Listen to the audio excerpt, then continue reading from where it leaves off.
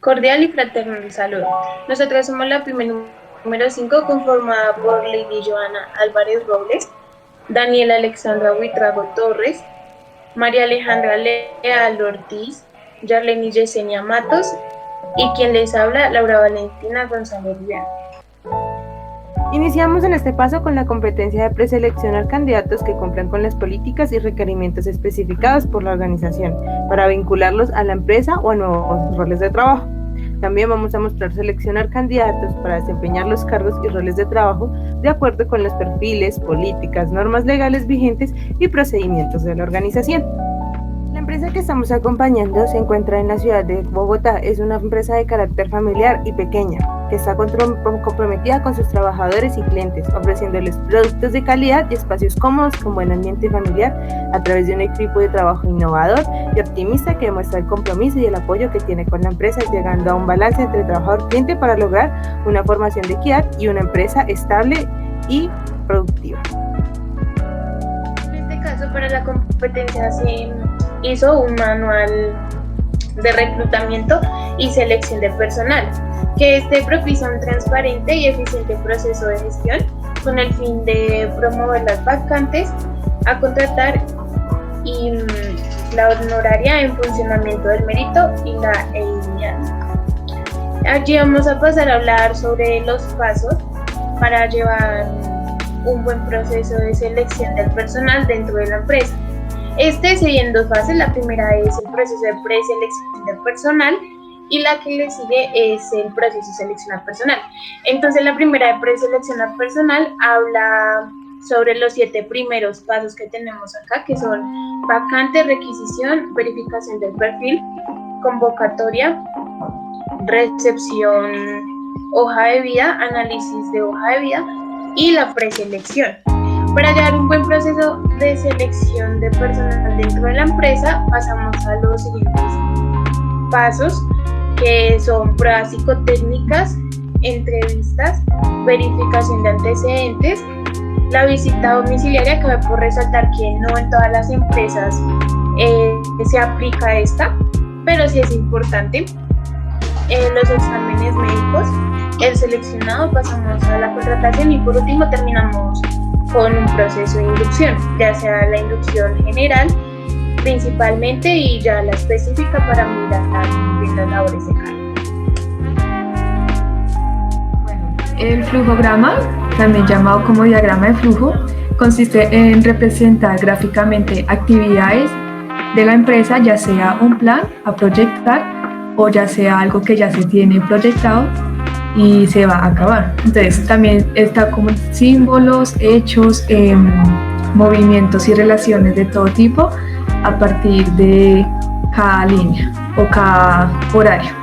Básicamente el flujograma hace que sea mucho más sencillo el análisis determinado de un proceso para identificar, ejemplo, las entradas de proveedores, las salidas de los clientes y aquellos puntos críticos del proceso. El normograma. El normograma es un instrumento que le sirve a la empresa para que tenga sus mismas normas de carácter constitucional, legal, reglamentario y de autorregulación, que son interés de la entidad y que permite identificar las competencias, las responsabilidades y las funciones de cada cargo. Es un instrumento que permanente consulta de todos los servidores de la entidad y además parte de intereses, permitiendo consolidar una gestión pública y eficiente. Además, el objetivo del normograma permite que el Sanatorio Contratación ESE delimite su ámbito de responsabilidad y pueda estar actualizado sobre la vigencia de todas las normas que regulan sus actuaciones. Bueno, para el cronograma de selección de personal se utilizará un diagrama de Gantt. Este es un gráfico de barras horizontales que se usa para ilustrar el cronograma de un proyecto. Es una forma de ver la programación de un proyecto, dar seguimiento a los logros y de estar siempre familiarizado con las metas y lo programado para el trabajo. Hoja de vida indicador es una hoja de vida que utiliza la empresa para analizar lo que se tiene proyectado y para mirar si al final esto se pudo cumplir. La hoja de vida tiene 3 pasos para poder ser analizada, la cual es eficiencia, que mide que se hagan bien las cosas, es decir, donde se realiza una tarea buscando la mejor relación posible entre los recursos de los empleados y los recursos obtenidos. La otra parte es eficacia, donde se mira si se hacen las cosas correctas, es decir, donde se lleva a cabo las tareas de la mejor manera, que conduzca a la consecuencia de los resultados. Y ya por último, que es efectividad, donde se une eficiencia y eficacia y donde se miran si ya todo el resultado que se hizo es correcto. Es decir, que las tareas que se lleven a cabo se realicen de una manera eficiente y eficaz, que tiene que ver que las cosas se hagan como y cuando se dicen. Siguiendo con las políticas, tiene el objetivo de la empresa, que son la identificación del proceso de negocios, que es el trocear, el analizar, el ensamblar, la estructura, así siendo coherente con la aplicación de procedimientos y sistemas de dirección, asegurando el cumplimiento de las leyes y regulaciones, brindando orientación para la toma de decisiones y simplificando los procesos internos.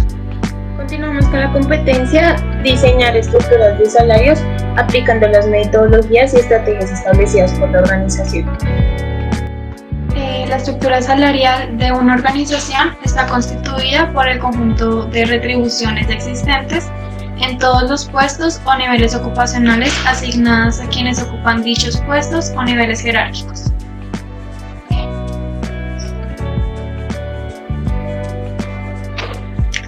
Su objetivo es lograr un adecuado equilibrio entre los aspectos clave, que son la equidad interna y la competitividad externa. Ahora vamos a hablar de las ventajas y desventajas que tiene una estructura salarial.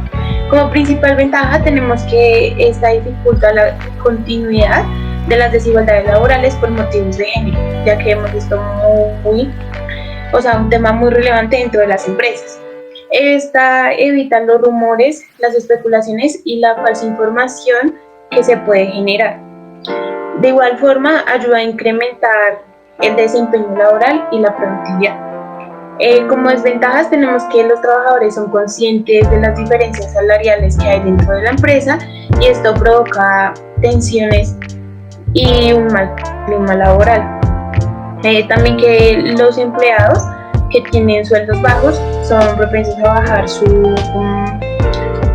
nivel de productividad y terminan cambiando de empresa.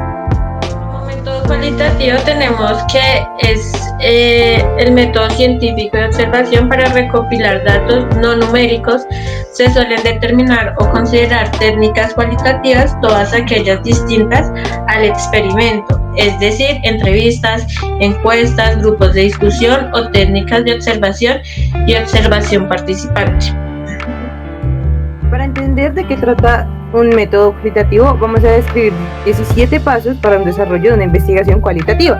En ese caso, para el primer paso tenemos seleccionar un tema de interés. En este vamos a hacernos preguntas concretas que sean observadas, que requieran una pregunta o una investigación que desea ser contestada. En el punto 2 tenemos presentar el contexto del problema. ¿Qué se conoce ya sobre el problema? ¿Qué aspectos del proyecto no se han investigado aún? En el tercer paso tenemos mostrar la importancia del estudio. ¿Cómo contribuiría el conocimiento de esta propuesta a la investigación? En el cuarto punto tenemos definir los conceptos. En este punto tenemos cuáles son las definiciones de los términos o conceptos que serán investigados. En el punto 5 tenemos establecer las metas de la investigación. En este caso quiere decir qué metas se pueden lograr para dar una respuesta a nuestro problema. En el sexto paso tenemos decidir el programa del paradigma de investigador. En este caso vamos a hacer cuál es el diseño más adecuado para responder a las metas que tenemos con nuestra investigación. Paso 7. Elegir un marco teórico. ¿Qué modelo podría utilizar para interpretar los datos y presentar los hallazgos que hemos encontrado? En el paso 8 tenemos los métodos de recogida de datos. ¿Cuál es el método o métodos más adecuado para permitir la recogida de la información que necesitamos para nuestra investigación? En el paso 9 tenemos que organizar la recogida organizar la recogida de los datos, cómo se puede acceder a los participantes y reclutarlos para una versión a pequeña escala del estudio principal. Entonces, aquí en el paso 10 tenemos describir el procedimiento de análisis de datos. En este es, ¿cuál es el método de análisis de datos más adecuado para usar este estudio que estamos haciendo? En el paso 11 tenemos fomentar la calidad de los datos. ¿Qué eso quiere decir? ¿Cómo puede mejorarse la calidad y la credibilidad de los datos? En el paso 12 tenemos informar sobre las cuestiones éticas. Aquí nosotros tenemos que buscar qué cuestiones éticas tienen que considerarse para este estudio y qué debemos informar para que todo esté más claro. En el paso 13 tenemos describir las limitaciones del estudio. ¿Cuáles son las limitaciones de la propuesta que estamos haciendo? Paso 14, diseminar los hallazgos. ¿Qué quiere decir diseminar los hallazgos? ¿Cómo se diseminarán los hallazgos? ¿Cómo se van a desglosar? En el paso 15 tenemos planificar el cronograma de la investigación. ¿Qué se planificará en el programa de investigación y en qué tiempos deseamos hacerlo? En el paso 16 tenemos que debemos concluir. ¿Cuáles son los elementos principales de la investigación y que hemos llegado a dar respuesta sobre esos? Y en el paso 17 tenemos presentar las referencias bibliográficas. ¿Qué referencias se han usado para hacer esta propuesta? Como método cuantitativo tenemos que asigna valores numéricos a los elementos del fenómeno estudiado, es decir, para así aplicar técnicas estadísticas o formales al resultado. De esta manera se obtienen conclusiones cuantificables, o sea, expresadas en términos matemáticos. Venimos a las fases de una investigación cuantitativa. En este caso tenemos como primera descripción del briefing. Eso quiere decir algo fundamental, no solo una investigación cuantitativa, sino en cualquier estudio de mercado. Es muy importante para los institutos de investigación o para la investigación que estamos haciendo que se realice un tema de encargo relacionado a esto, o sea, qué problema se quiere atender. En el segundo tenemos preparación del proyecto de investigación. Entonces aquí tenemos que empezar a definir las áreas de información que hay que cubrir, el planeamiento metodológico y técnico adecuado acorde a todos los objetivos que queremos llegar, que se defina a precisión al target a investigar, qué tipo de metodología es la más pertinente para afrontar la cuestión, y así también debemos ir mirando qué más necesitamos para nuestro proyecto de investigación. En el tercer paso tenemos los procesos previos al lanzamiento del estudio. Entonces aquí necesitamos realizar una investigación cuantitativa, pues requiere necesariamente trabajar en dos líneas. Entonces aquí vamos a mirar cuáles: diseñar el cuestionario y diseñar el muestreo. Cuestionario para buscar a qué queremos llegar o qué respuestas queremos conseguir, y el muestreo. El muestreo es ver cómo vamos a integrar todo lo que hemos hecho y qué nos muestra eso a nosotros. Tenemos la realización del trabajo de campo. Entonces, esto quiere decir que una vez aprobado lo anterior que hemos hablado, en esta fase se hace todo lo fundamental y donde vamos a trabajar con las poblaciones a las que dirigimos nuestras preguntas problema o nuestra pregunta problema. Procesos de depuración, codificación y tabulación. Entonces, aquí empezamos a definir qué es depuración. Consiste en revisar los cuestionarios para identificar posibles errores, invalidar cuestionarios, pues si es preciso. En el caso de la codificación, pues tenemos si el cuestionario contiene las preguntas abiertas o semiabiertas, con respuestas de texto, que no es posible tratar estadísticamente, si es sí, no, en ese sentido. En la tabulación se trata de contar las respuestas que las personas entrevistadas han dado a cada pregunta y extraer de ello datos estadísticos, o sea, muy numéricos. Y en el paso 6 tenemos análisis de un informe de resultados. Finalmente, con todos los datos ya obtenidos, ya tabulados, ya hecho todo lo que se hizo antes, entonces vamos a dar como toda la información y vamos a analizar qué nos ha arrojado cada encuesta, cada pregunta y cada paso anterior. Al costo-beneficio. El costo-beneficio es una función de la organización donde se compara el costo del producto y el beneficio que éste puede dar a la empresa. En este procedimiento se debe tener en cuenta 3 valores. Lo primero es las medidas de rentabilidad, lo segundo son los costos previstos y lo tercero son los beneficios esperados.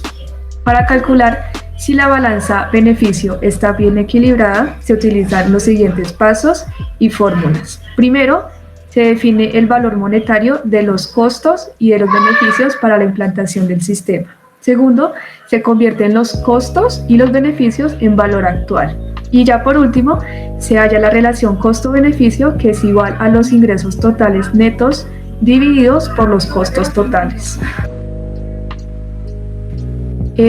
Bueno, en costo-beneficio, para hallar el valor neto de ingresos, se hace con el valor neto actual más la tasa y más los valores. Para hallar el valor neto de egresos, es más el valor neto actual más la tasa y los valores. Para hallar el valor neto de egresos e inversión, se hace el valor neto actual, egresos más inversión. Y ya por último, para costo-beneficio, se ponen los ingresos divididos en ingresos de inversión. Entonces, si el resultado de costo-beneficio da más de 1, la inversión se acepta. Es decir, sin necesidad de hacer otras variables, se acepta ya que es un beneficio para la empresa. Si es igual a 1, es indiferente, ya que dicen que los egresos son iguales a los ingresos y prácticamente no se estaría haciendo nada. Si es menor a 1, se rechaza, pues ya que los ingresos son menores que los egresos, entonces prácticamente la empresa estaría saliendo perdiendo porque no se gastarían, no darían beneficios. Y para finalizar tenemos las ventajas y desventajas del costo-beneficio. Una de las ventajas es que es muy fácil de usar, es muy sencilla, es muy usada en las bases de datos de las empresas. Esta permite una mejor planeación en las operaciones dentro de la empresa y permite un mayor control de las fuentes que generan las utilidades. Como desventajas tenemos que se tiene que usar una medida común para cuantificar los beneficios cualitativos, la realización con detalle de los beneficios, la selección de los costos en fijos y variables no es totalmente exacta y el estado de los resultados no refleja la pérdida ocasionada por la capacidad de fábrica no utilizada. Muchas gracias por la atención.